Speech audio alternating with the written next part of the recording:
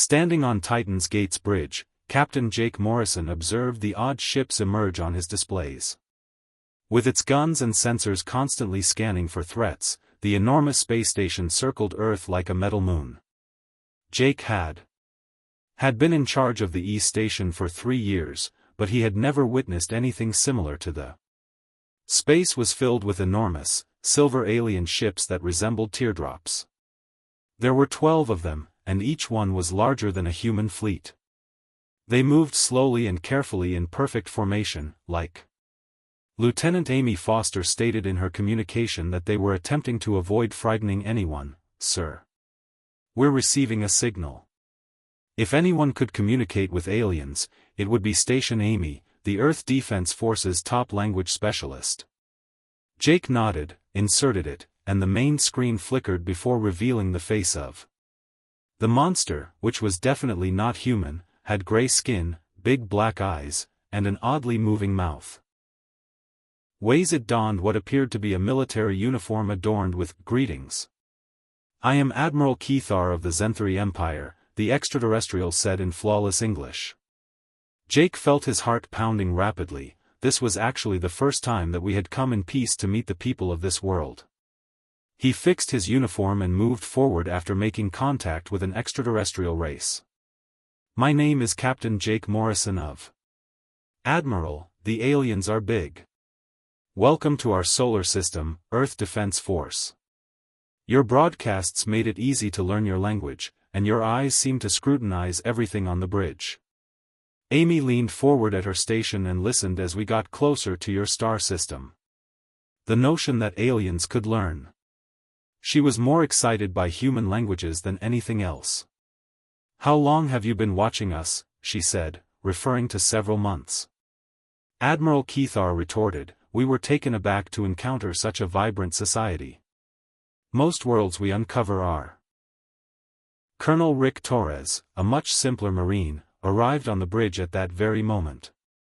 Rick was a large man with facial scars from the Mars colony battle 5 years prior gazed at the extraterrestrial on the television with the. Rick inquired, how many ships do you have out there, under the wary gaze of a soldier. Jake sent him a warning glance right away, but Admiral Keithar appeared amused rather than offended. 12 exploration ships, we are not a war fleet, that are large enough to. Rick added, carry a lot of weapons. Jake cautioned, but the alien admiral raised. The colonel is sensible to exercise caution because of one of his odd hands.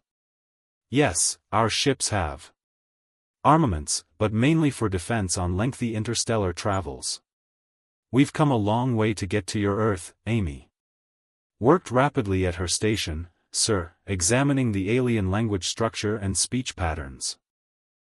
Messages between their ships, Admiral, they are undoubtedly utilizing some sort of sophisticated communication system. Kethvar grinned, a strange expression on his extraterrestrial face. Your people learn rapidly, yes we communicate with one another using techniques that your technology is not yet able to recognize, yet we would still like to know more about you. Jake carefully considered allowing a cultural exchange, and the government of Earth had procedures for initial contact, but none had ever anticipated using them. Since this is a major choice, I will need to speak with my superiors, Admiral. Of course, we shall wait in your outer system. Recognize that this needs to be handled appropriately, as the transmission ceased. Jake silently glanced around at his team, Amy, at the bridge of Titan's Gate.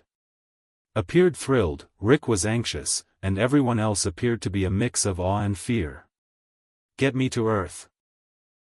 Priority Alpha communication was ordered by Command Jake while they awaited the link. The station's intelligence officer, Lieutenant Commander Sarah Price, was approached by another officer. And she appeared distressed, sir. According to our long-range sensors, their ships are looking everywhere in our Mars settlements. The asteroid belt's mining sites, including our ships, perhaps they're merely interested. Amy proposed that Rick shake his. Captain, take a look at their design. Or perhaps they are gathering intelligence. Those aren't exploratory ships. Jake examined the sensor readings to determine whether battleships were feigning peace. Indeed, extraterrestrial ships were examining everything in great detail, but that could indicate anything. Perhaps they were simply exercising caution, or if Rick was correct to be wary, Earth Command eventually replied. General Frank Stone showed up on a secret channel, his wrinkled visage grave as ever. Jake.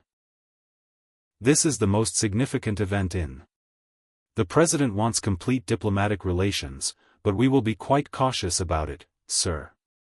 Tell them to send a small delegation to Earth so we can meet. What are your orders? Jake, keep your guns ready because we have no idea what they truly want at the Geneva spaceport. The following few hours were hectic as Jake set up the meeting where the aliens decided to send 3 delegates to Earth. Dr. Lisa Hart traveled from Earth to assist with the mission while the remainder of their fleet waited at the solar system's boundary.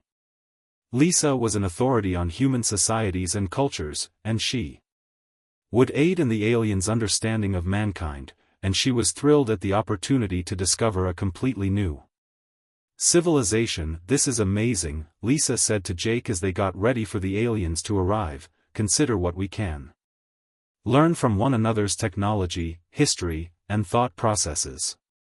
However, Rick Torres was still concerned. Captain, something seems off about this.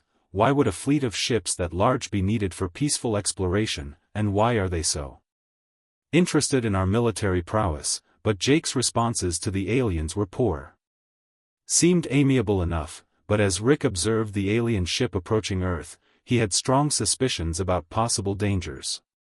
Jake pondered whether the greatest or most significant discovery in human history was imminent.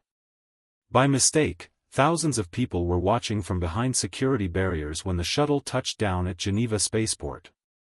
When General Frank Stone, the first alien visitor to Earth, set foot on human soil, everyone held their breath. Along the Colorado Military Academy's corridors, with 3 extraterrestrial guests after him. After 2 weeks on Earth, the Zenthari delegation persisted in their need to see more of humanity's military facilities. Frank believed their inquiries to be typical curiosity, but something about them made him. This is where we train our future officers, Frank said uneasily as they walked into a spacious room full of. The students' faces were grave as the young cadets ran battle scenarios.